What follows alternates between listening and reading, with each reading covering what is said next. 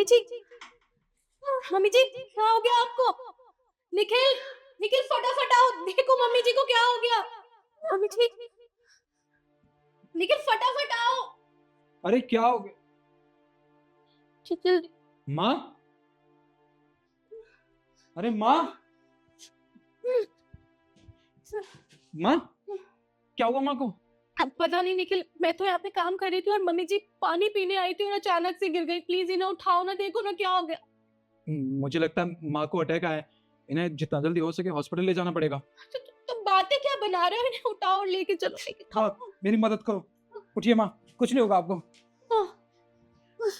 अब मैं भी हॉस्पिटल साथ चलती हूँ। नहीं, तुम एक काम करो, तुम घर पे रहो। घर की देखभाल करने वाला भी कोई होना चाहिए।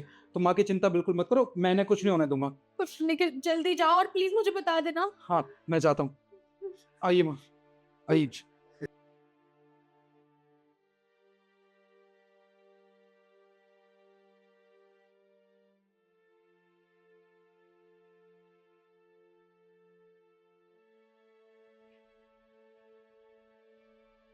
मेरे को तो समझ ही नहीं आ रहा मम्मी जी को अचानक से क्या हो गया।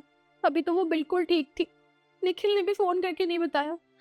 बस भगवान करे सब कुछ ठीक हो जाए, मम्मी जी बिल्कुल ठीक हो, उन्हें कुछ ना हो। ईशु, मम्मी जी आप यहाँ?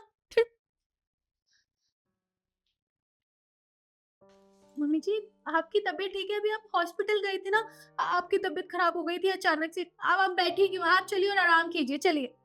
अरे मुझे क्यों हुआ है? मैं तो बिल्कुल ठीक हूँ। ये देख, तेरे सामने ही तो हूँ। ठीक है, पर आप एक काम कीजिए, आप ना अपने कमरे में चलिए और आराम कीजिए, चलिए। अरे पर मुझे आराम नहीं करना, मैं बिल्कुल ठीक हूँ। देख, मुझे तुझसे कुछ बात करनी है। मम्मी जी बात तो हम कभी भी कर लेंगे ना, हम साथ में ही तो रहते हैं। पर अभी ना आपको आराम करने की सबसे ज्यादा जरूरत है, तो आप आराम कर लीजिए, चलिए। अरे बेटा, आराम तो मैं बाद में कर लूंगी, अब मुझे आराम ही तो करना है।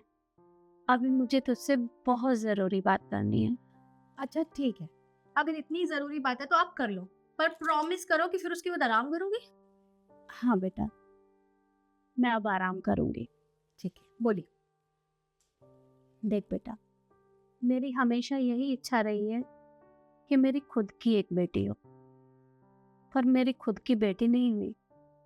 पर जब से तू इस घर में आई है, भगवान ने मेरी वो इच्छा भी पूरी कर दी, बहू के रूप में बेटी देकर। और तूने हमारा बहुत ख्याल रखा है, मेरा, मेरे बेटे का, इस घर का। मुझे कभी बेटी की कमी महसूस नहीं होने दी। तूने मुझे बहुत प्यार किया है। पर बेटा, मैं चाहती हूँ कि अब तू सारी जिम्मेदारी अपने ऊपर ले ले, ताकि मैं आराम कर सकूं। मम्मी जी आप ही कैसी बहकी बहकी बातें कर रही हैं? आप तो मुझसे ऐसे बोल रही हैं जैसे आप कहीं जा रही हैं। अरे मैं कहीं नहीं जा रही, मैं हमेशा तुम दोनों के पास ही रहूंगी। पर बेटा, इस जीवन का कोई भरोसा थोड़े ना है, आज है कल ना रहे। और मैं कब तक इन जिम्मेदारियों का बोझ अपने सर पर रखूंगी? कभी ना कभी तो तुझे संभालना पड़ेगा ना। ये चाबी रख, और अब से तू ये सारी जिम्मेदारी संभालेगी।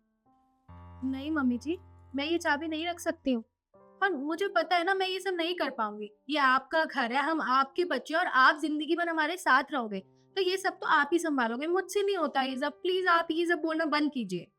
अरे बेटा, तू मेरी बात समझने की कोशिश क्यों नहीं कर रही है? देख, मैं ये नहीं कह रही कि तूने हमारा ख्याल नहीं रखा, बहुत अच्छे से रखा है। पर मैं चाहती हूँ कि मेरे जाने से पहले तू ये सारी जिम्मेदारी बहुत अच्छे से अपने ऊपर उठा ले। देख, मैंने अपने बेटे को आज तक कभी अकेला नहीं छोड़ा, क्योंकि इस दुनिया में उसका हम दोनों के अलावा और कोई नहीं है।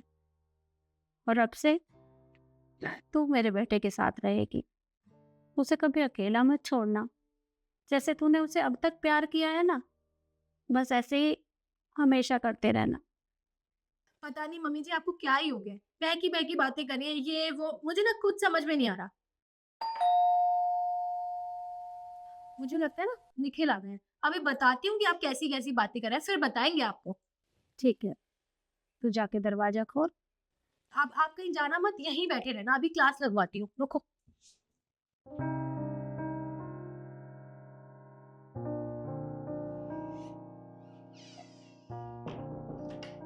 निखिल, क्या हुआ?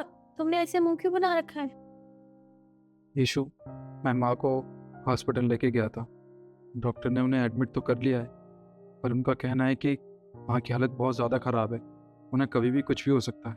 निखिल, तुम्हारा दिमाग खराब है? तुम होश में तो हो? तुम मम्मी जी के बारे में ऐसे कैसे बोल सकते हो? यीशु, मैं बिल्कुल ठीक कह रहा हूँ। तुम्हें क्या हो गया है? तुम्हारे सामने माँ को अटैक आया था, उन्हें मैं हॉस्पिटल लेके गया हूँ। तुम्हें सारी बात अच्छे से पता, उसके बाद भी तुम ऐसी ऐसी बात कर रही हो। देखो, तुम बस करो। बहकी बहकी बातें ना तुम कर रहे हो। अरे तुम्हें समझ ही नहीं आ रहा, तुम मम्मी जी के बारे में ऐसे कैसे बोल सकते हो? तुम्हें पता है मम्मी जी और मैंने ना आज कितनी सारी बातें की हैं। अरे इतनी बातें तो हमने और दिन भी नहीं करते जितनी बातें हम लोगों ने आज की हैं। हाँ, वो थोड़ी बहकी बहकी बातें कर रही थी, पर बातें कर रही थी मुझसे। यीशु, क्या हो गया तुम्हें? मुझे पता है तुम माँ से बहुत ज्यादा प्यार करती हो, पर इसका ये तो मतलब नहीं है ना कि तुम कुछ भी बोलोगी। मुझे पता है तुम्हें गहरा सदमा लगा है, पर तुम ऐसी बहकी की बातें मत करो। अरे सदमा किस बात का लगेगा मुझे? मम्मी जी बिल्कुल ठीक है और वो यहीं बैठी थे।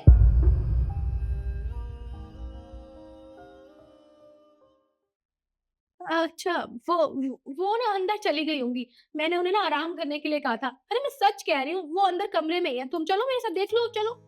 अरे मैं कह रहा हूँ यीशु, ऐसा कुछ हो ही नहीं सकता।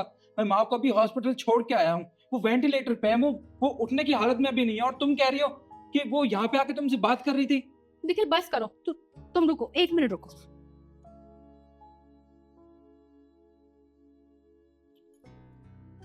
ये देखो, ये याद आया, ये वही चाबियां जो मम्मी जी हमेशा अपने पास रखती है, घर की चाबियां। ये मुझे उन्होंने दिया और मुझे कहा कि मैं पूरी घर को संभालूं, तुम्हारा भी ख्याल रखूं। थोड़ी बहकी बहकी बातें कर रही थी, वो अंदर ही है। यकीन हुआ? अब चलो देखो आके, चलो। तुम ये बात बिल्कुल ठीक कह रही हो। ये चाबी तो हमेशा माँ के पास रहती है, और वो चाबी कभी अलग नहीं करती खुद से। हाँ, ये चाबी माँ ने तुम्हें दी।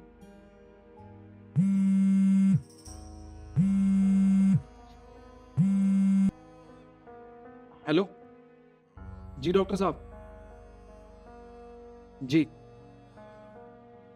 क्या?